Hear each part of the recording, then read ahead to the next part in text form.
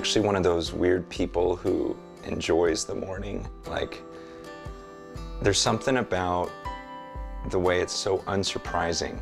Like, the moment I leave the house, I have no idea what's going to happen, but every morning has this simplicity, this routine, this consistency about it.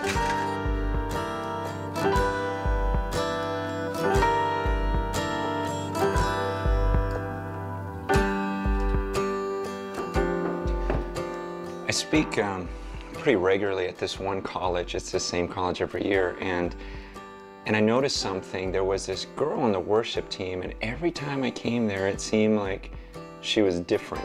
Not like in a fake different, but it seemed like even though she was just one of the singers on the worship team, she would get more passionate, it seemed, every week.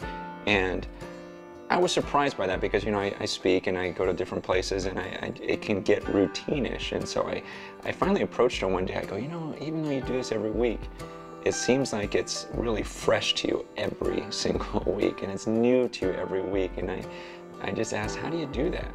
And she said something really interesting. She goes, when I have like a great time with the Lord and worship, I never say, God, give me what I experienced last week. Duplicate what you do it again, what you did last week. She goes, instead, I say to him, God, you are a creator, and would you create something new in my worship experience with you?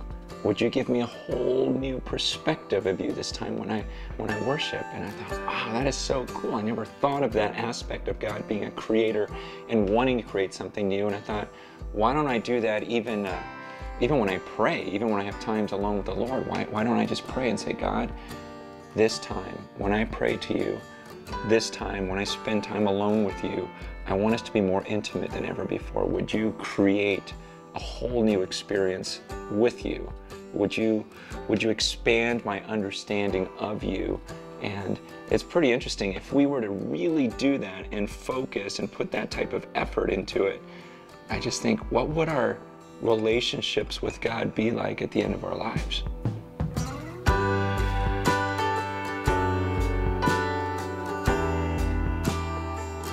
When I was growing up, I remember every night we'd sit around the dinner table and my dad would make us pray every night before we ate.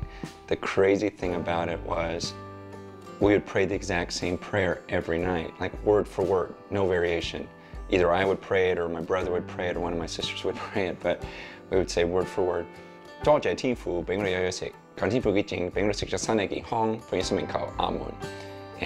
know that means nothing to you, but every night, word for word, and so it became this pattern, and it got to a point where I would pray it before breakfast, before lunch. Every time before I ate, I would have to pray that magical Chinese prayer of God bless this food, because I didn't want him to poison it.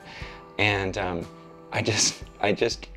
I look back at that and I think, wow, that's so ridiculous. Without exaggerating, I bet you I prayed that prayer at least 5,000 times over my lifetime, word for word. In fact, I remember one time, and this was the stupidest thing. I remember being in junior high and I was embarrassed. I was embarrassed that I believed in God. I was embarrassed to pray, but I knew we're at lunch and we were at this amusement park. It was a field trip. I still remember it. We were at this place called Great America, and a bunch of my friends were at this table. We got our food and our drinks, and I'm thinking, I gotta pray before I eat, but I don't want anyone to see me. And so I still remember dropping my fork on purpose just so that I could bend over and pick it up. And on my way down, I'd be like, and no one would notice, and then I could eat my food. It's like, oh, good, it's blessed now. And you probably haven't done anything that stupid, but I think we all get into some sort of routine in our prayers to where it can become meaningless. Whether it's before meals or maybe you have a morning devotional time and you almost just sink into this prayer mode without thinking about what you're doing. And I think it hit me when I was in high school. One time I was at this kind of Christian retreat, and early in the morning I got up to pray and have my devotional time with God. And I remember sitting down, started to pray, started to read, and then I looked across the field and I saw the camp speaker, the guy that was giving all the messages that week. And he was across the field and he was praying and reading. And for some reason in my mind, I started thinking, I bet you he prays differently than I do. Because, you know, as a kid, you look up to these guys that are at the pulpit and you think, wow, he's the speaker, he's the pastor, he must have such an amazing relationship with God. So I thought to myself, I bet you he prays differently. I bet you he is so close to God when he prays. I bet you he really thinks that he's in the presence of God. And so I thought to myself, okay, I'm going to pray like that this time. And I actually pictured myself speaking to someone, speaking to God. And it's weird, but I realized up until that point, I don't think I ever considered the fact that I was speaking to a person when I was praying. It became this routine or ritual to me. And so it began this pattern in my life where I thought, you know what, I want to think about him every time I pray. I want to think about who I'm speaking to because it makes such a difference. And what was crazy was the more I studied the scriptures, the more I read the Bible and I would read these descriptions of God, the more it would change my prayer life because I would picture God differently. I would see him differently. It's like I remember when I first studied Revelation chapter 4 and I read John's description of God, of what it was like when he was in heaven. And he talks about how he saw this being sitting on this throne, but he said he's not like a normal flesh and blood person. He's like diamonds and rubies, and he's glowing, and there's lightning, and there's fire, and there's thunder, and there's 100 million angels. And so it was such a massive picture of God that after reading that passage, I remember closing my eyes and thinking, okay, I'm about to approach him. I'm about to come before him and speak to him. And so I'd close my eyes and I'd picture this being who's sitting on the throne and he's glowing with diamonds and rubies and he's this unapproachable light and there's lightning, thunder, fire, and angels all around. And then I pictured myself coming before that being and speaking to him.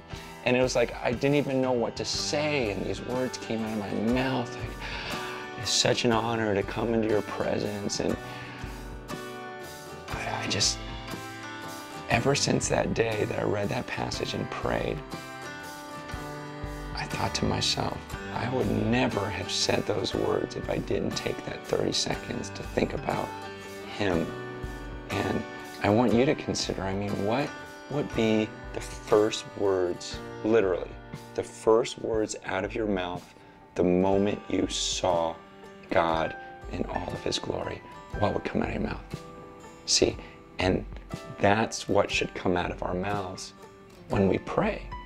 Because what we're doing is we're coming before that God and speaking to him.